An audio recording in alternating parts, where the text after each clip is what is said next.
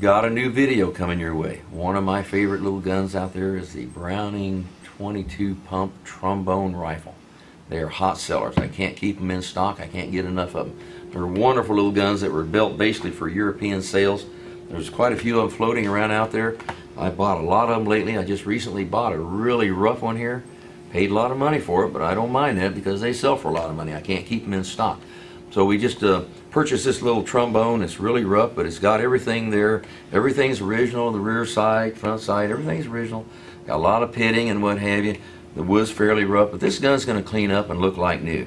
So this is our latest video. We're going to go into the teardown process. We're going to polish this and kind of step through and phase through some of the polishing so you can see what we've got to do to get the pitting out of it. And it's got plenty of pitting. I see them a lot worse, but this is a bad one. It's got a good bore. That's all I care about. The exterior I can take care of as long as I got a good sharp bore in it and no bulges or ripples and no pitting in the bore. I'm good to go. I can take care of the exterior. So we're going to go ahead and break this little gun down and get into it and talk about it a little more in detail. But it's a rough one. Came out of a pawn shop, and be on the lookout. If you ever find any of these, grab them up and get them to me because they are worth a lot of money. They just keep going up and up. Buy them while they're high because they're only going to get higher. So we'll get into this tear down and get going on this and show you what we got to do to restore this little gun. All right, let's commence to break down this little trombone 22. First thing you do, of course, as always, make sure it's unloaded. We've done that.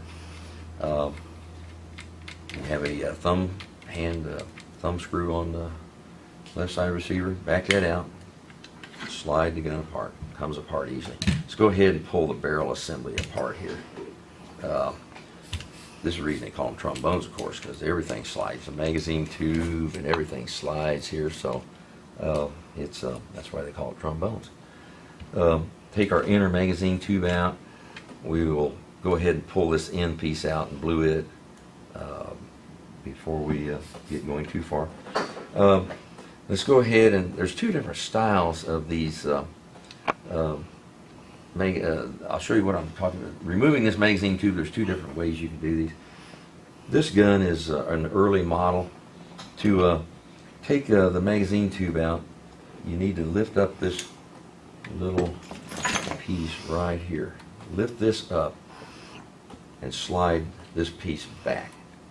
Slides back and out of the gun. Take that all out. This is your carrier here.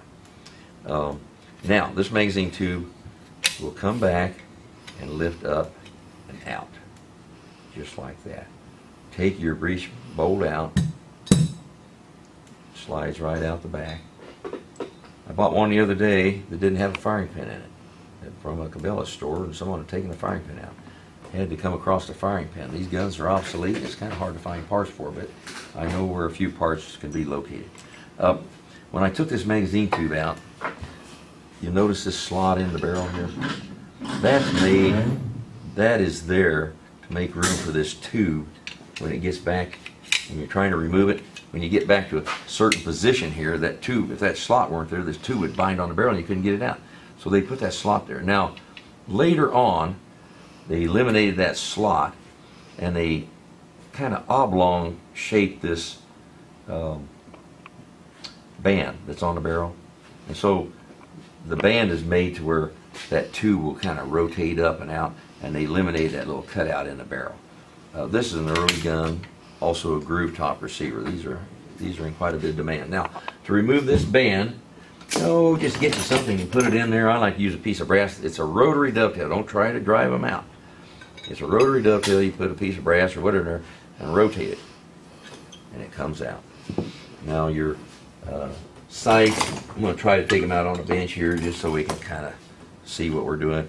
Otherwise, I would put it in a vise, and it makes it a little easier to do things, but I think I can get them out like so. If not, I'll put it in a vise and take them out later. Yeah, it's going to come out. I'm kind of doing it the hard way, but I'm just doing it to kind of show you. These are just dovetailed sights is all they are. And it doesn't take much to take them out. So we'll put that in a vise, take it out. Rear sight, same thing. It's better to put it in a vise. I think I can get this one out. That one came out. Don't lose your little elevator. This is an original sight with that large screw in there. Screws are oftentimes burred up where guys are torquing around, and we're going to remove all those burrs. So basically, we have stripped down that little receiver. Now inside is an ejector, right there. Little spring behind it. I'm kind of lazy. Now to take that out, you drive this pin out, take the ejector out. It doesn't hurt anything to leave it in there during the bluing process and all. They're hard to get in and out, so being the lazy person I am, I'm just going to leave it in there. So anyway, we have torn that down. Our barrel assembly is broken. Now these guns are simple. They come apart really easy, and that's what makes them good. They're so simple. The trigger housing's all held in by a draw bolt. So put your long screwdriver in there. We've talked about these screwdrivers before. You'll notice I have a guard on this screwdriver so I don't get down next to the bolt. Split the side of the stock out. And I take the stock bolt out. This was probably rusted in. It's coming out kind of hard. It won't be unusual to find a bunch of rust in there and crud where it's built up over the years. You know, these little guns were just taken out and used and shot and kind of abused, but now they turned to this collector item. So that one's really locked in there for some reason. Very rusty. One of the worst I've ever seen. I haven't had this gun apart, so this is all new to me. See, water got down in that stock, and it set around this is your mainspring tube here. Set around that and really rusted that thing in. That thing was rusty. They made some changes in some of these trombones. We talked about this earlier. Some of these had a square trigger guard. Came back.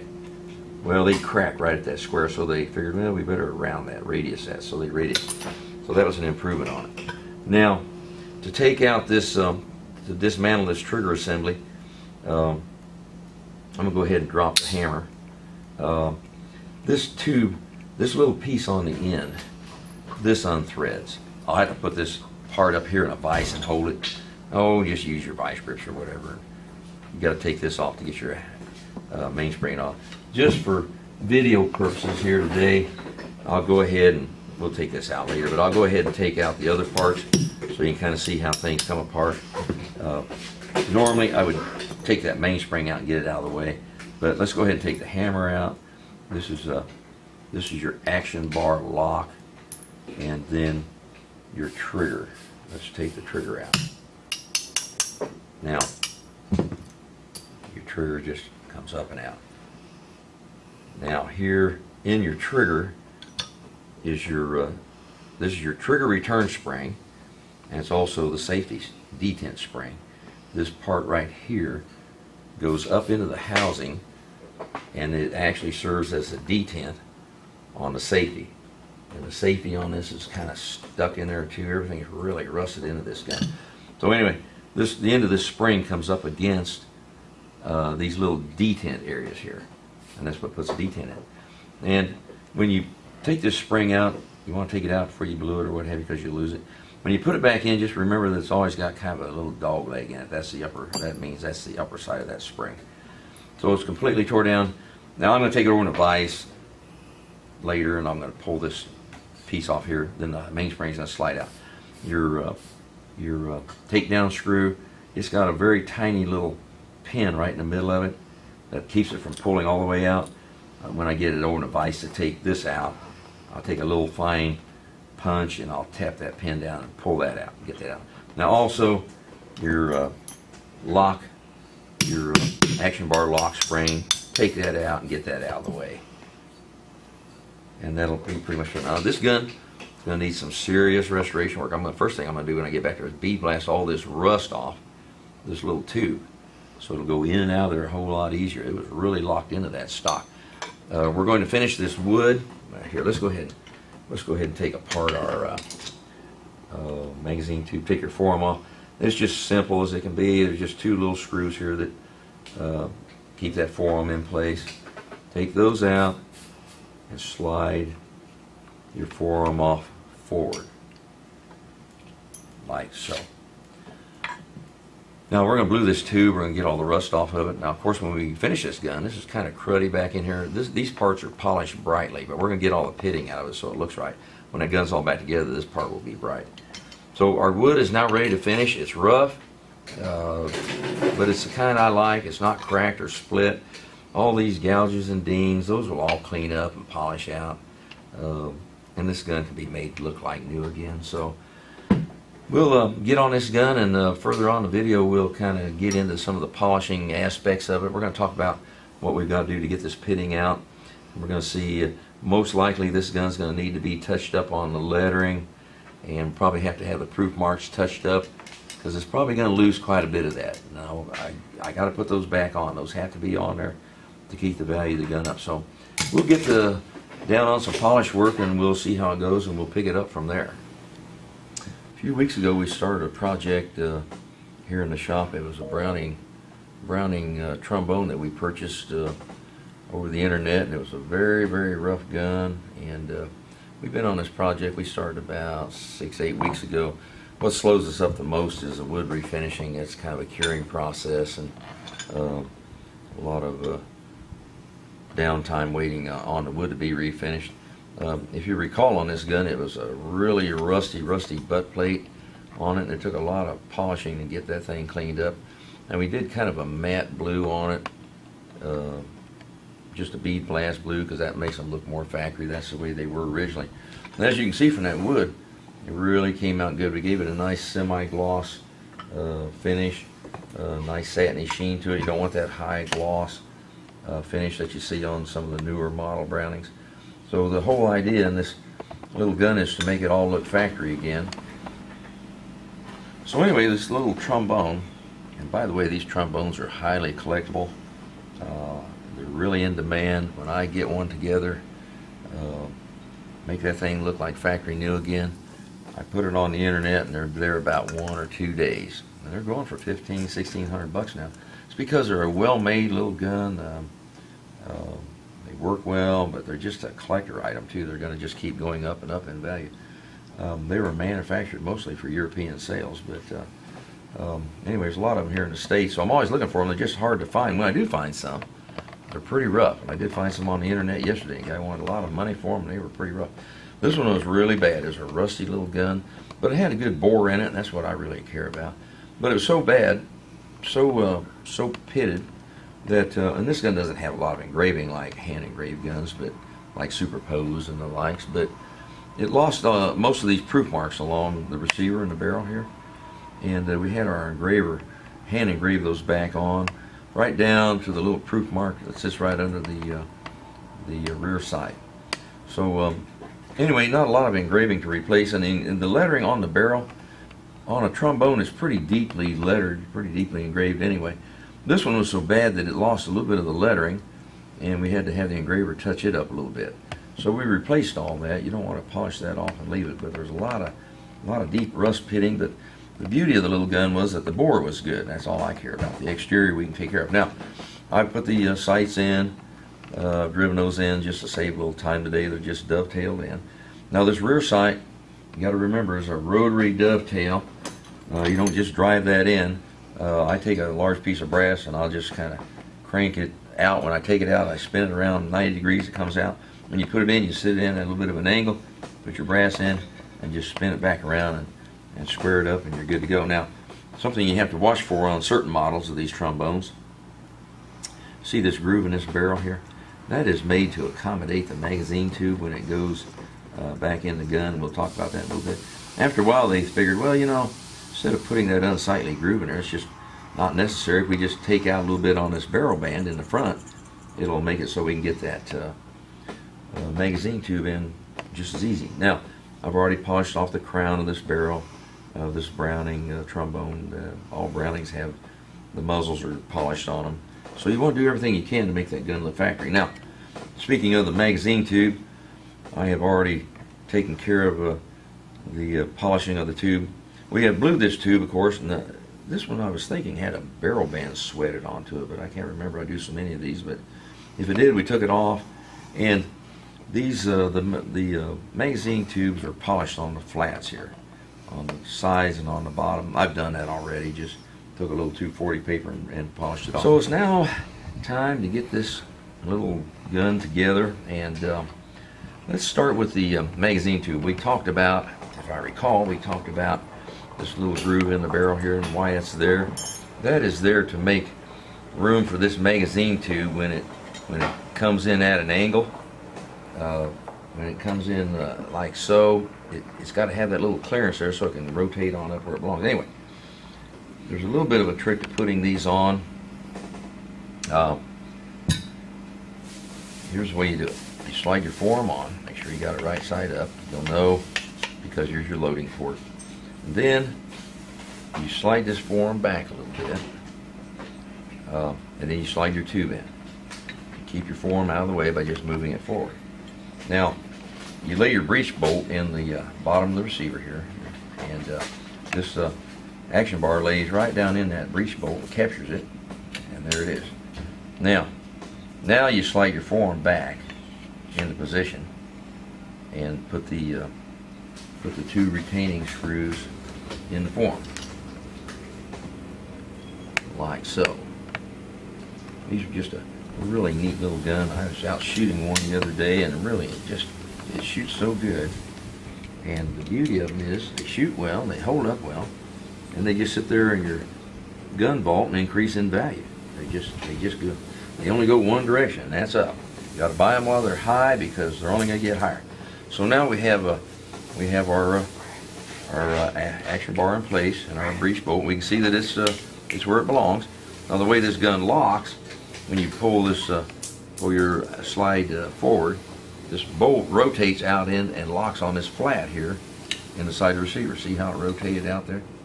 That's how it locks. So simple, and simple is good. Now let's go ahead and slide in this little piece right here. And that pretty much takes care of your barrel assembly. It's done. We go ahead and slide in. I've already blued this the end of the inner magazine tube here. It's already been blued, and we slide that in and lock it in. Now this end of the gun, this is all together. Everything there's together. See how these are polished like they should be? That's important. That's factory. Now, putting the trigger assembly together is a little different. This spring is your trigger return spring. Here it is, just a hairpin type spring. Now, it slides down in and lines up with the hole. And the way to get it right, there's a little dog leg in this spring. The spring also, in addition to being your trigger return spring, is the safety detent. Let's go ahead and slide our safety in. It'll only go one way. It's got a little stud on it that makes it so it rotates around and goes just one way. Now you put your trigger in, rotate it in, kind of like so, and you can drop it down, get it down where it belongs. And when you put your pin in that holds the trigger in, you got to make sure it goes through the spring. Make sure it's lined up here through that return spring, and that's your detent spring. Then you can kind of bring it up, trigger up in position, and you can test this spring by popping a safety back and forth. You can feel the detent action of it. So that's right. That's where it belongs. Now, let's put our hammer in. Just slides in like so. And when you slide the hammer in, this is your action bar lock. It kind of needs to go in with it. This kind of locks under the trigger like so. Rotate the trigger down, put that in, and put your hammer in. And when you go to put these together, you tinker with them a little bit, and you'll soon see that they're very simple to put together, and there's not much to them. Now, for cleaning purposes, I wouldn't take it down this far. About all you need to do to clean it is just take the thumb screw out and drop your trigger plate out and scrub it up and put it back in. Not really necessary to take it apart to this extent. But we blew this gun, of course, so we've had to break it down completely. Can't blue a gun assembled. It's got to be all broke down. All right. So, I've captured my hammer. Now I just got to get the action bar lock, get it lined up. Whoop, my pen. Start over again. Looks like it's lined up pretty good, so it should go. There it goes. Now, next thing we're going to put the another hairpin spring in, and I put that in by interlocking it where it goes here in the action bar release lock. Then I rotate this bottom leg of it down. Sometimes a needle nose pliers will help. Rotates down until it goes down in the trigger plate, and then there's a pin right here. You got to make sure that pin goes through and captures the spring, kind of like that right there. Then put your pin in. My hands are probably in the way so you can't see a lot. Okay, let's manipulate this around a little bit here, get it lined up, and see if we can get that pin to go in. Now, there's always something on a gun, you know, that you go put together that is always a little more difficult than other parts of the assembly. And this one's one of them that's got to be right. You got to get that spring where it belongs, and the pin's got to go through it.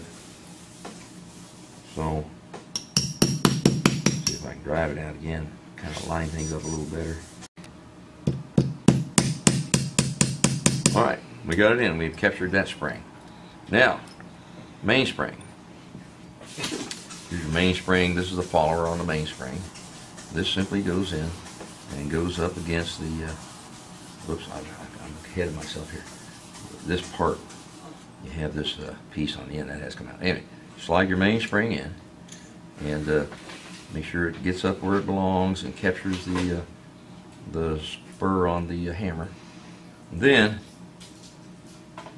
this holds everything together. Slide this in.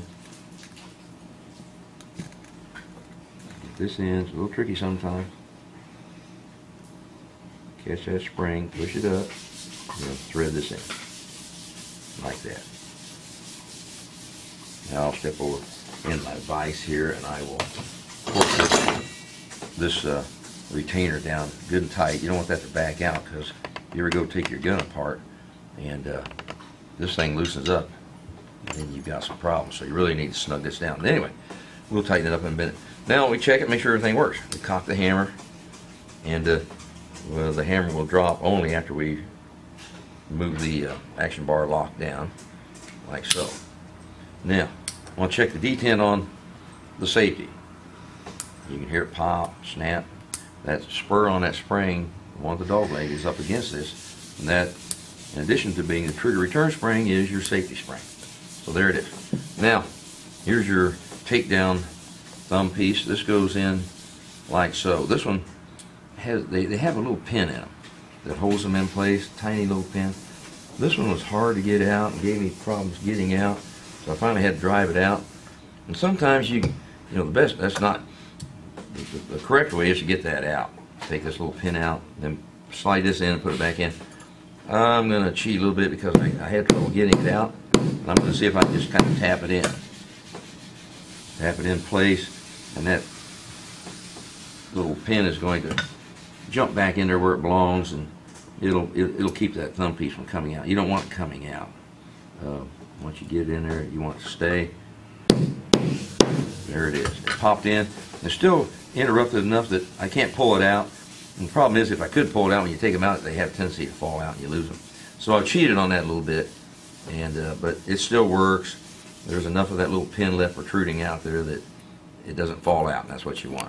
All right, I just stepped over to my vise and really tightened this little retainer cap in really good. You don't want that to come loose. Now, we're going to put the stock on. This is just your usual draw bolt that holds it in, and we'll do that. I'll put it in, give it a little shot of oil, and then put the stock on like so.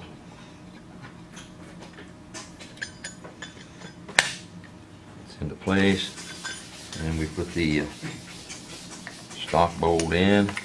I'll be hard to kind of get a shot of this as I put it on, maybe. We'll see if we can keep it in the camera range here.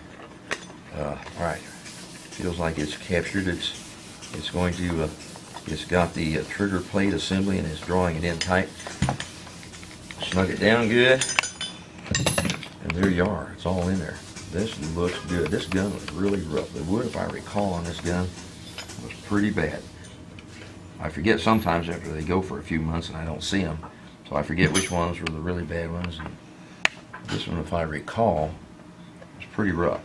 I remember doing the butt plate. It was rough. It was deeply pitted. I spent a lot of time polishing on that thing, grinding on it, getting the pitting out of it. Then, as I said, we did the matte blue on it, just bead blasting blue. That looks factory. That's the way they did it, and makes it easier on you too, because it doesn't have to necessarily be done. You don't have to get every little pit out of it if you're going to bead blast it, because bead blasting tends to camouflage things. So there, we've mounted our butt plate on. Looks factory. It's all kind of a nice satin finish on the plate. And then, of course, to assemble the gun, just pull your little takedown nut out to the left, and then you just slide things on. Slide the trigger plate assembly. Now, if you don't get things just right, this pin here that I put in earlier, it's protruding out just a little, and this is a pretty close fit, so I got to tap that in and get it out of the way. Now, should slide right in, just like so. Pull your nut out, take down bolt, and slide everything together like it belongs. Get this, got to keep this out of the way. Keeps dropping down on me, getting in the way, but we're going to get it.